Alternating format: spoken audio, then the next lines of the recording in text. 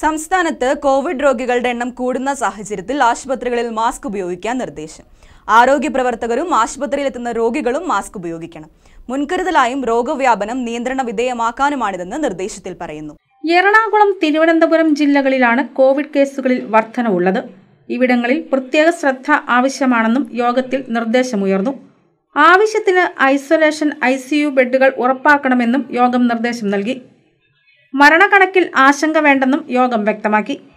Random പരിശോധന നടത്തേണ്ടെന്നും രോഗലക്ഷണങ്ങൾ ഉള്ളവരിൽ മാത്രം പരിശോധന നടത്തിയാൽ മതിയെന്നും ഉന്നതതല യോഗം നിർദ്ദേശിച്ചു.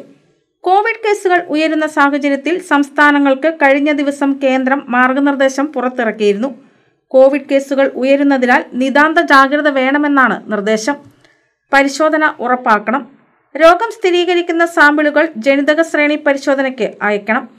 ഉത്സവകാലം മുന്നിൽ കണ്ട് രോഗം പടരാനുള്ള സാധ്യത ഒഴിവാക്കണം എന്നിങ്ങനെയാണ് നിർദ്ദേശങ്ങൾ. News desk KCV news.